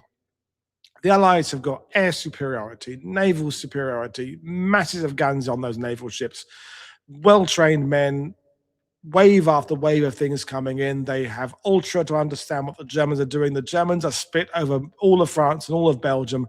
Even if they rush their units, there's just no chance, I think, of D-Day failing once you get to June the 6th, even if the beaches have been a bit shittier. That said, I think that if it had failed, it would have, the way you've worded it there, and it is that Ike would have been sacked. Ike would have walked. Ike, and I've learned a lot from people like Zeta over recent months, that Ike is not the absolute paragon of virtue that perhaps I thought he was, but he's a noble guy mostly, and I think he'd have walked. I mean, he said as much in the speech he was going to say if the day had failed. He was going to walk. He would have said, "I've screwed up, lads," and he'd have walked away. I don't. He wouldn't have been sacked because he would have done the honourable thing and metaphorically stepped on his sword. I think so. I think, yeah. I think they'd have tried to persuade him to stay. I think. I don't know whether they'd have succeeded, but I think that unless it had been his cock up, if he'd left a copy of the Overlord plans on a train that a German spy had picked up. Oh shit! I left those plans on the Brighton train last week. Shit. I think they'd have tried to persuade him to stay. But I mean, it's all speculation. Let me find another question. I'm not sure whether you're being sarcastic there. I don't want to go down a massive rabbit hole on this. The Nazi Party, because they're shitheads, absolutely played on certain aspects of a popularist idea of everybody working together, and indeed used the word socialist in their title. But that's like some of those African tin pot dictatorships of the 1960s and 70s, not the ones today, using the democratic. What's North Korea's official title? Isn't it the Democratic Republic of North Korea? Yeah, the Democratic People's Republic of Korea. Just because you use a word in your name doesn't mean that it's part of your principles. The Nazis were a far-right, fascist stroke Nazi regime who did bring in a certain amount of sort of socialist or sort of popularist workers' ideology to kind of sell their idea to ignorant folk. But if anyone in the sidebar genuinely thinks the Nazis were socialist, you're wrong. And you're very, very wrong. And you need to absolutely look at your own logic and look at why you think that, because you are absolutely, utterly, utterly wrong. And that the Nazis, yes, Darren, 53rd Welsh were fantastic as well. Yes. Absolutely. The Sherwood Rangers, fantastic unit. And the 4th Infantry Division are pretty good as well. Yeah. I'll find another couple of questions.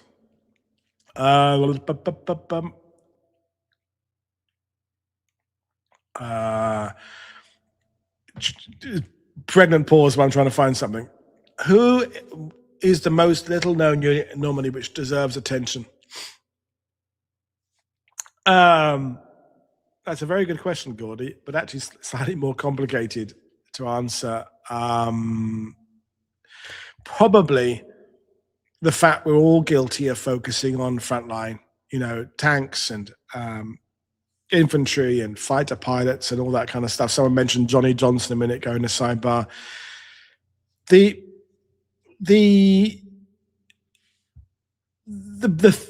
things that get the Allies through are the ability to repair vehicles, the ability to get the ordnance systems working, get the jerry cans up the front line, as Stephen Fisher talked about. Well, no, not Stephen Fisher, Andrew Whitmarsh.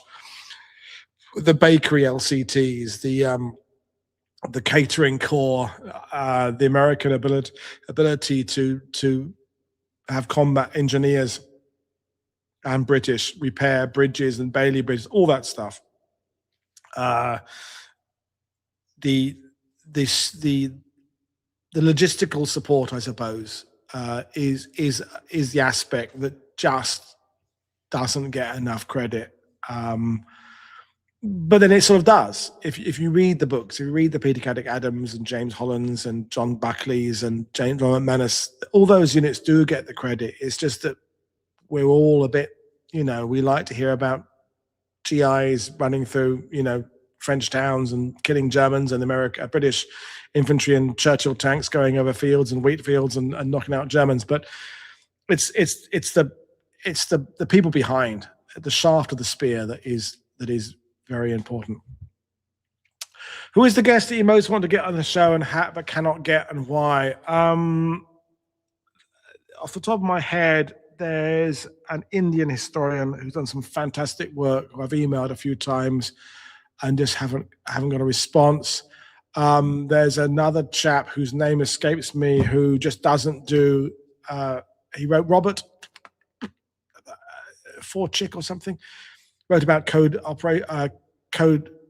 Blau. Can't get him on.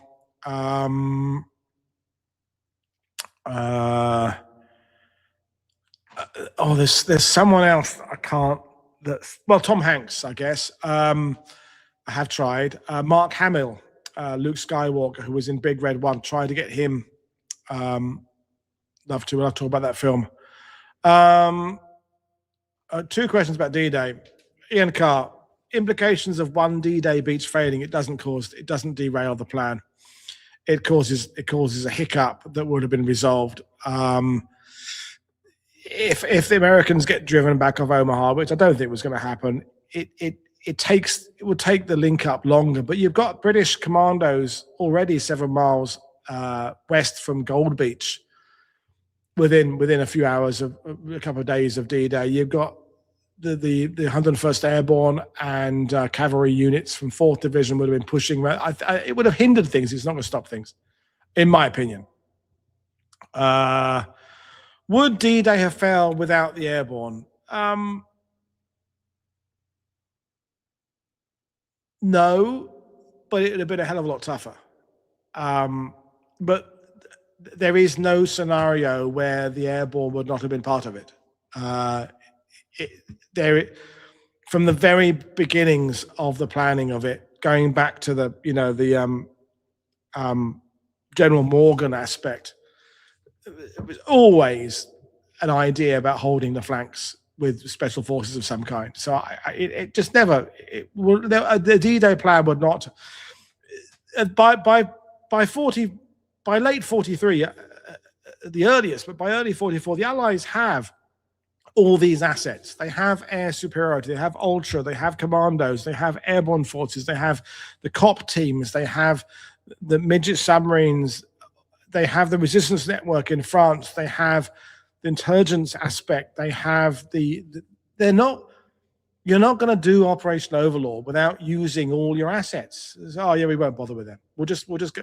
You're going to use them. The Allies absolutely make certain we cheat.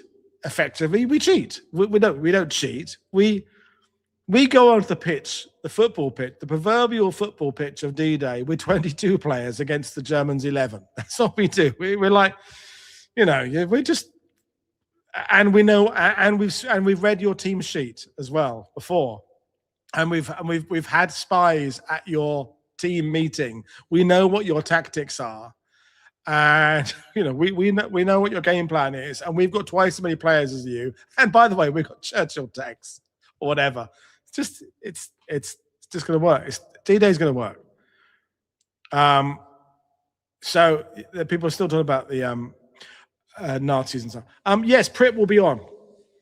I haven't actually liaised with Prit very recently because I just haven't.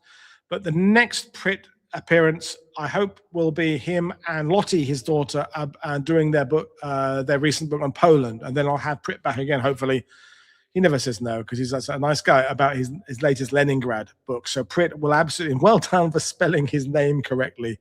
So often people put Prit with 2 T's, like the glue stick. I'm sure he's so lovely, Prit. He wouldn't be offended by that. People often spell my name Woodadge wrong, and I quite like it. When people call me Woody with an IE, I'm Woody, WOODY. I'm not bothered when people say Woody with IE, but it's fine. But anyway.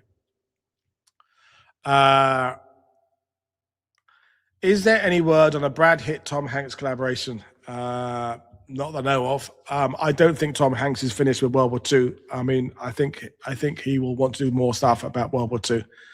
We shall see. Let's keep on going. If D-Day fails, would he have not been president? Yeah, I mean that's worth thinking about. I think he'd have. I don't know, but yeah, that's interesting.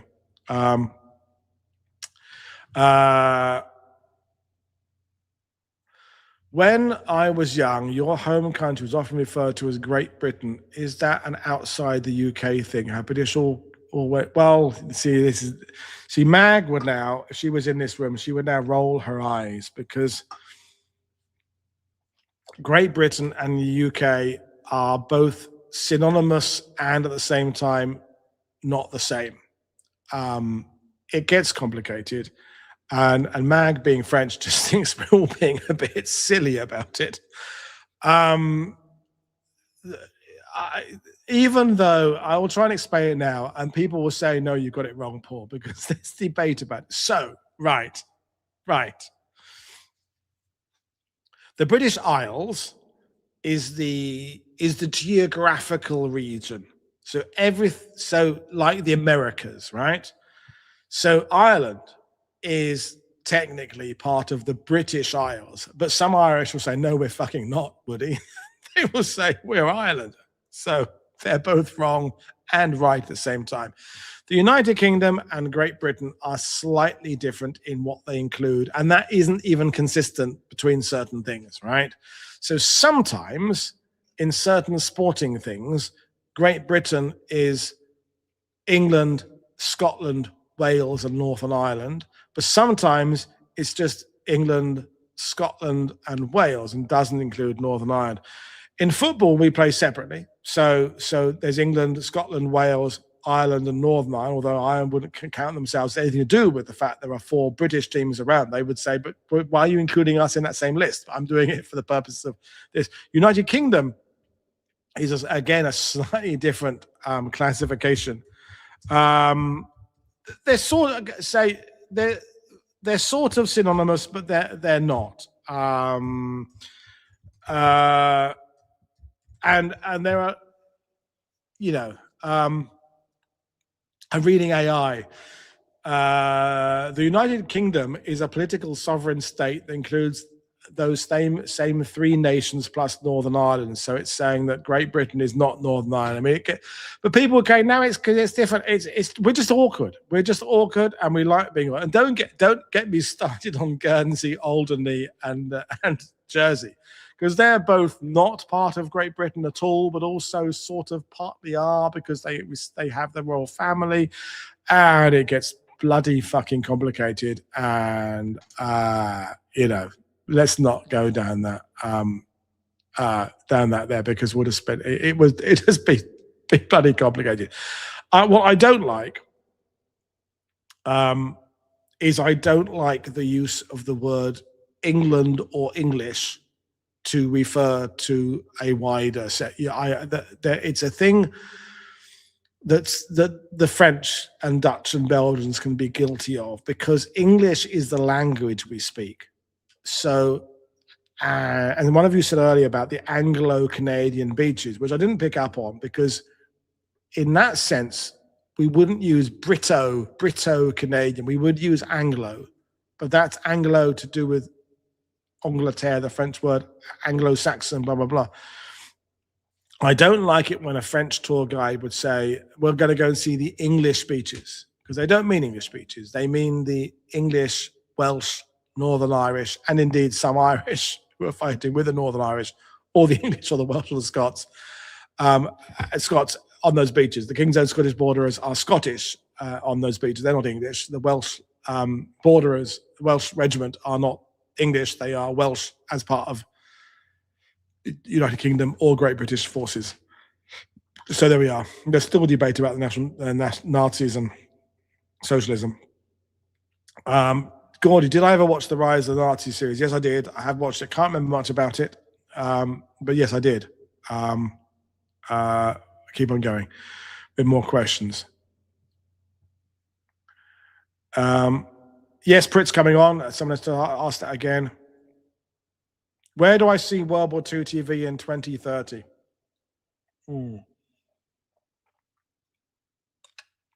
I mean, I suppose exactly where we are, but with more subscribers. I don't, like I said at the very beginning of this, I don't envisage changing. If it ain't broke, don't fix it. I think it will still be me, and maybe a slightly different background behind me. Maybe I'll have a different hat. I'll be a bit more. I look back at the early videos. I've gone substantially grayer in the last 6 years. and whether or not when I've got the full silvery beard, I will keep it or shave it off. Whether I'll go for a longer one, I don't know. I think I'll be doing exactly what I'm doing now. Just hopefully to more people. Really, I don't feel that I'm going to be. Thank you, Merin, for congratulating 100,000. Congratulations from Giulio, my Italian friend over there, doing fantastic work. If you are not subscribed to his channel, go and check it out right now. Italian Military Archives. There's an Italian language version, and there's an English language version.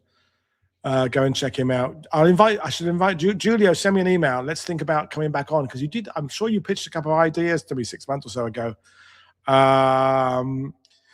Sean, we have you on good authority that after a few drinks, Woody has heretical views on cakes and biscuits. No. I have standard views on cakes and biscuits. It's my late friend Colin Taylor who had spurious, curious, and frankly bonkers ideas about biscuit classification. But I'm not doing that. But normally attention to naval gunfire support teams, critical and almost unknown. Absolutely, I agree with that. Did the British have an equivalent of the Red Ball Express? Yes and no. I mean, the Royal Army Service Corps did essentially the same job.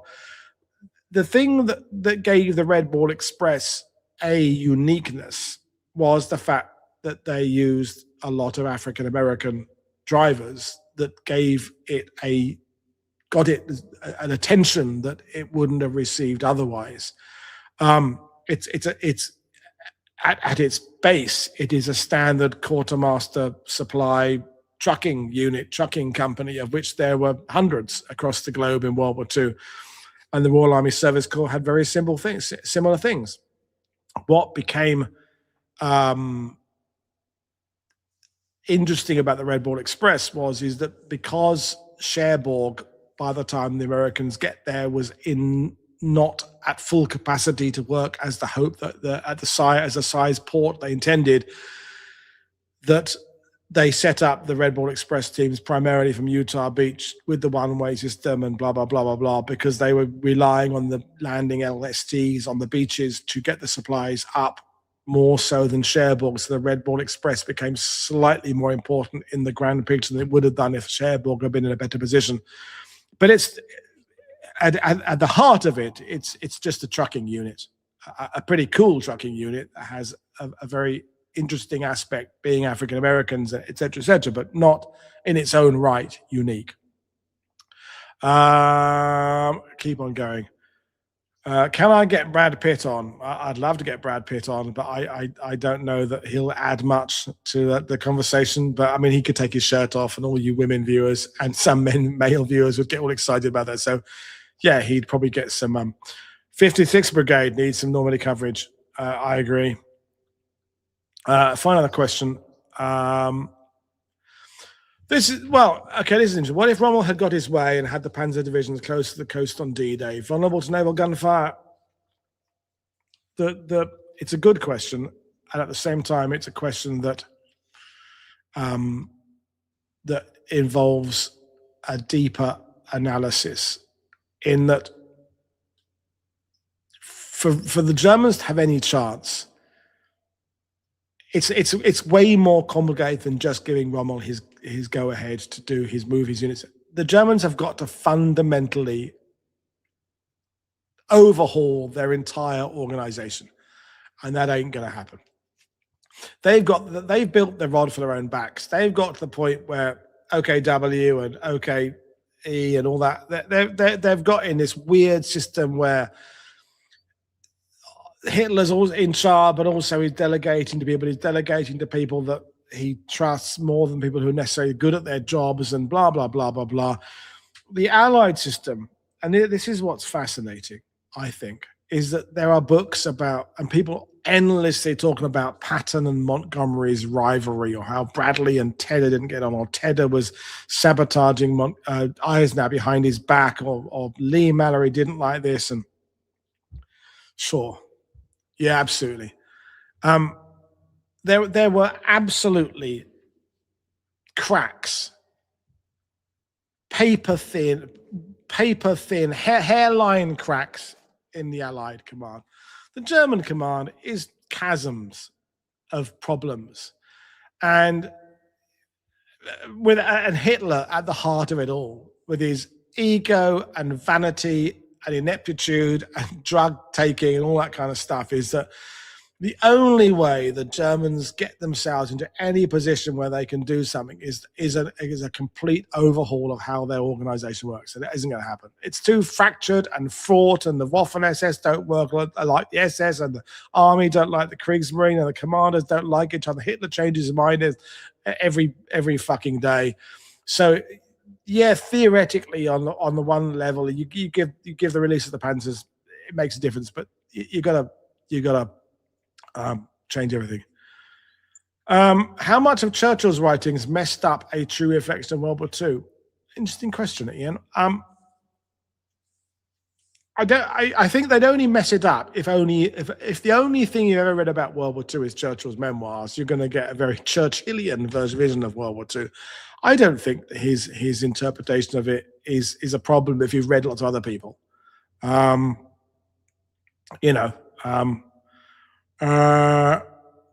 I have any book recommendations on Operation Grouse? Not that I can think of. But there might be something. John Buckley might cover in his armored books. I don't know.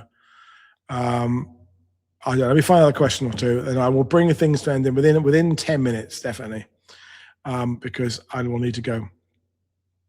No, I'm not going to share my D-Day marathon poo story with the new folks. Well, okay then, and then maybe that'll be my last story. So 2020, I do a marathon live D-Day shitty. Well, it's not shitty. People look back on it very fondly, but I look back on it with, it was clunky, it was this, it was that. And I was having people coming in, joining me. Joe Balkowski joined me for 20 minutes. John McManus, blah, blah, blah, blah. And then I had people like Mag and Colin and others out on sites sending me footage back of here's so-and-so at Pointe du Hoc, here's so-and-so at Beggar's Bridge. And it was all a bit improvised and a bit ragged and stuff.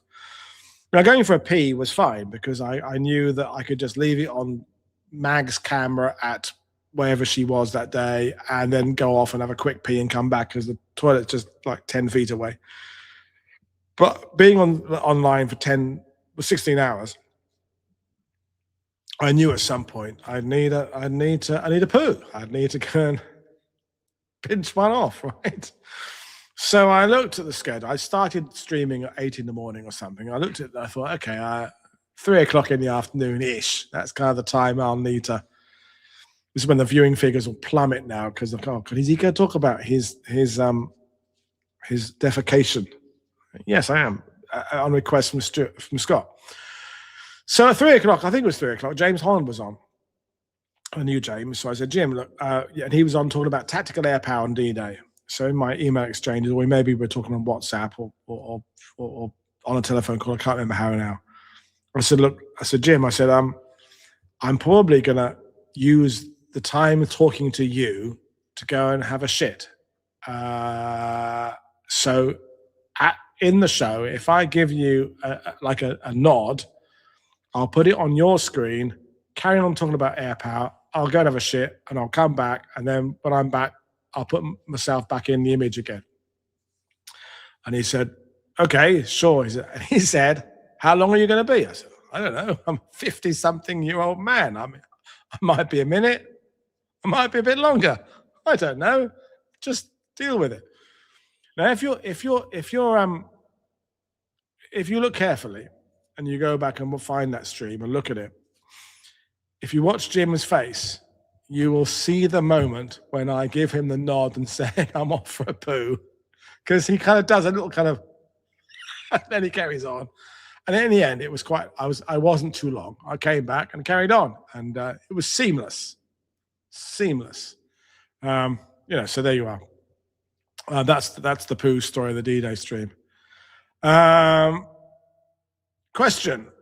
Monty used a number of divisions he was familiar with from North Africa But 6th Airborne was essentially established for the invasion. Was Montgomery right to lead on experience for Normandy? No, yes, no. I mean, when you look across the board at the results on D-Day, airborne units, armored units, infantry units, there's not much difference between the green units and experienced units, because at the end of the day, they've all been trained for a very specific role on D-Day, whether they've had combat before or not had combat before. Yeah, the 29th Division and the 1st Division Omaha, broadly speaking, the same casualty rates, broadly speaking, the same achievements, objectives. The same applies to the unit's 3rd Division. Yeah, theoretically, not theoretically, they have been in combat before, but not for a couple of years. The 50th Division, I don't know that it. I don't know that it makes a difference. I think whether the experience, I think later on experience makes a difference. But on D-Day with the training, I don't know that being experienced or not experienced. So here's a question that will serve as a good example of how I deal with subjects. Bradley says, would you be able to cover 386th Bomb Group at some point, please? They're based behind my house, 43 to 44, and trying to find as much info as possible. I can only cover a subject if I have a suitable expert. If someone in the sidebar knows someone who is a 386th Bomb Group expert, be they someone living in the UK or the USA or the relative of someone who served, sure. And if they want to come on, I'll do it. But if there isn't somebody who comes to mind, there are certain subjects I've tried to find this, so I can't find one. I haven't got the time to do the research. I can't start a subject from scratch myself. It's okay, I'll just put together an hour-long presentation on the 386th. The reason World War II TV has reached 100,000 subscribers, Bradley, is because the people I bring on have often spent 10 or 20 years on the subject they cover. So when I bring them on, they've not spent an hour putting this together, like some YouTube channels where they just, they go, oh, I'll do Leningrad this week, and they go on Wikipedia. No names, no pack drill, and they just basically read a Wikipedia entry to some badly chosen footage and bash out a 15-minute presentation on Leningrad that is basically the same information anybody could find with a 2-minute Google search. I'm bringing you people who have done the groundwork, got the information, got the behind the scenes details, got the real information. So if there's someone out there who's done the 386th, I'll be more than happy to invite them. But if I don't know who it is, if I can't find anybody, I can't do it. One last question, then I'll go, because I said I wasn't going to do more than 2 hours. We're 2 hours, 2 minutes. What veteran were you most starstruck when meeting?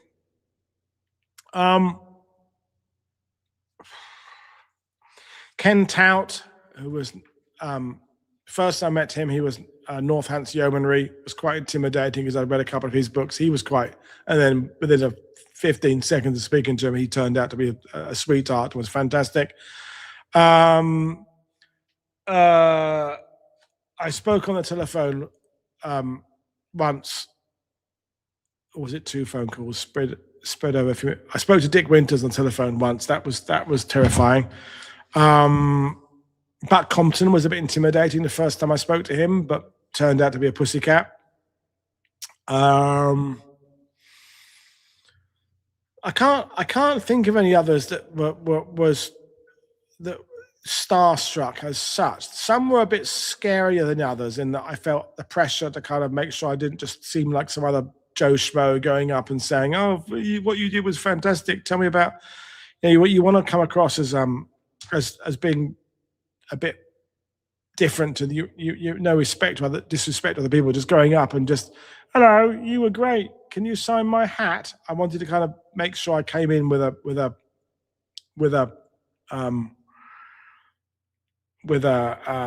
respect. But yeah. Actually, one more question, and then I will go. Try